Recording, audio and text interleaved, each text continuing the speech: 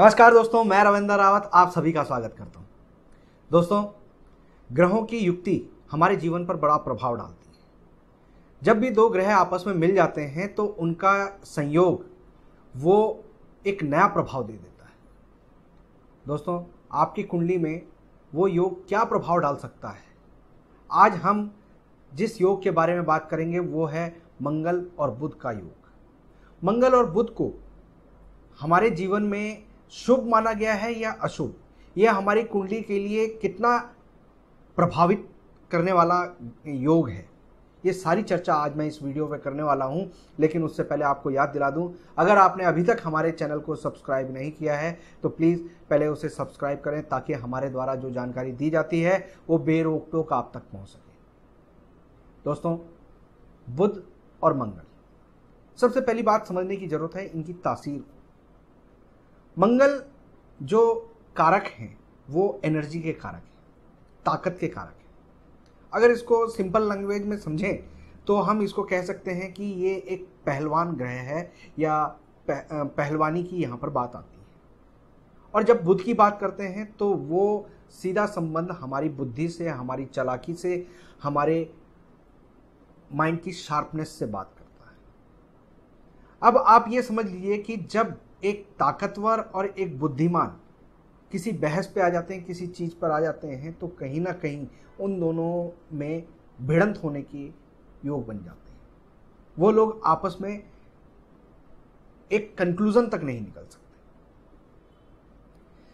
जब भी हम लाल किताब की बात करते हैं तो बुध और मंगल एक योग बनाकर जो कृत्रिम रूप से ग्रह निकल के आता है वो शनि है, और इसका स्वभाव राहु की तरह से होता है। यहां पर असमंजस वाली स्थिति होती है।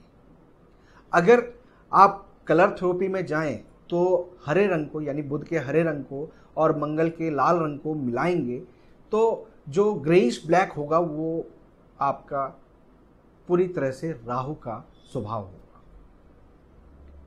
अगर हम इसको इनके नेचर से, इनके स्वाद से अगर हम इसको जोड़ें तो बुध कसेला है, और कसेले बर्तन में अगर आप मीठा यानी मंगल को डाल देते हैं तो वो थोड़े टाइम में जहर बन जाता है।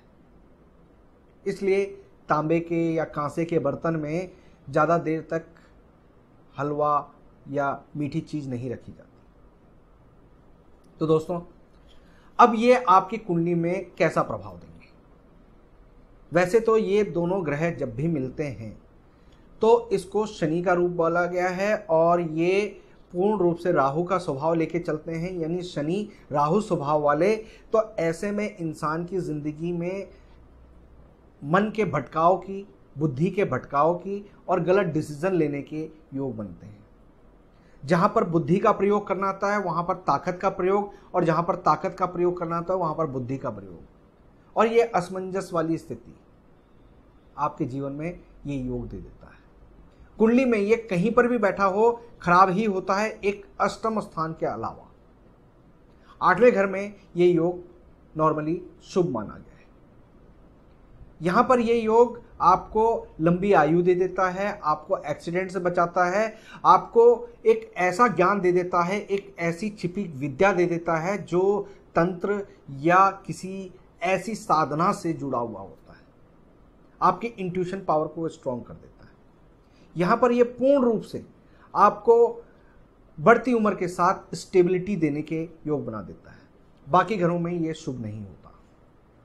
दोस्तों, इस योग के कारण जीवन में इंसान चाहे वो कितनी भी प्रॉपर्टी लेके बैठा हो, कितनी भी उसके वंशजों ने उसको दे रखे हों, बड़े बुजुर्गों ने उसको कितनी भी प्रॉपर्टी दे दी हो, लेकिन एक बार वो उन सारी प्रॉपर्टी को खाक कर देता है।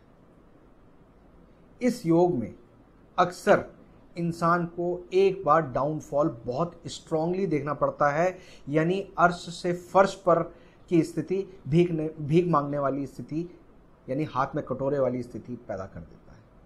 इसलिए ऐसे लोगों को हमेशा हम सजेशन देते हैं कि वो अपनी मेहनत से कमाएं। अष्टम स्थान पर अगर शनि बैठे हों तो यही फलित बोला गया है कि अगर मंगल और बुध या शनि किसी भी तरह से 8वें घर से संबंध रखते हो तो ऐसा इंसान जितनी खुद मेहनत करेगा वो उसको फलेगा, लेकिन जो बना बनाया मिल रहा है या जो पका पकाया मिल रहा है या जो पूर्वजों के द्वारा मिल रहा है उसको वो सत्यानाश कर देगा। ऐसे लोगों को अपनी मेहनत से काम करना चाहिए। अगर वो किसी के अंडर में काम करते हैं, किसी के लिए काम करते हैं या नौकरी करते हैं तो वो उनके लिए ज़्यादा अच्छा है बजाय व्यवसाय के। दोस्तों, इस योग में लोग थोड़े आलसी हो जाते हैं, दूसरों से एक्सपेक्ट करते हैं कि वो आपका आधा काम कर दें और आप उसमें आगे उसको बढ़ाएं, लेकिन ये योग बोलता है कि इस तरह से कभी सफलता ही नहीं दे सकता। इस योग वाले इंसान को जितना मेहनत कर सके अपने ऊपर, अपने शरीर के पसीने को जितना वो बहाए उतना उसके लिए फायदेमंद है। यानी यहां पर मंगल पूर्ण रूप से एक्टिव है और बुध पूर्ण रूप से दबा हुआ है। ऐसे इंसान के मामा खानदान का हालात खराब होते हैं। जिस दिन ये इंसान पैदा होता है उस दिन से उसके मामा हालात खराब होने शुरू हो जाते हैं। अगर मामा के हालात ठीक हैं तो ये समझ लीजिए कि ये योग आपको शुभ प्रभाव दे रहा है। अगर आप ऐसे में अपने घर के अंदर बहुत सारी तुलसी लगा लेते हैं तो ये योग नेगेटिव प्रभाव देगा। बुध से संबंधित चीजों को घर में इकट्ठा करना खतरनाक साबित होता है। ये योग जीवन में अपने भाई बंधुओं का सुख पूर्ण रूप से कभी नहीं देता। ऐसे लोगों के भाई बंधु तो होते हैं लेकिन वो उनके काम नहीं आते, या अगर वो मदद करना भी चाहें तो उसका कोई लाभ नहीं मिलता। कुल मिला के बात ये आती है कि मंगल का मिठास वो बुध के कसेलेपन से खराब हो जाता है। यानी मंगल जो खून के संबंध हैं, जो आपके रिश्तेदार हैं, जो संबंधी हैं, उनसे आपको कुछ भी मिला उसको बुध ने खराब कर देना है। यानी आपकी बुद्धि ही उसको खराब कर देगी।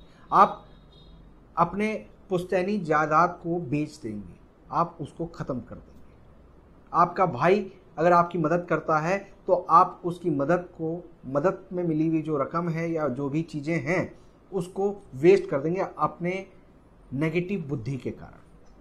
तो दोस्तों, इन चीज़ों को समझना बहुत ज़रूरी है।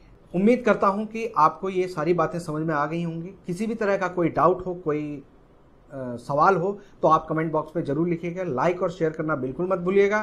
फिलहाल मैं अपनी वाणी को विराम देता हूं। नमस्कार।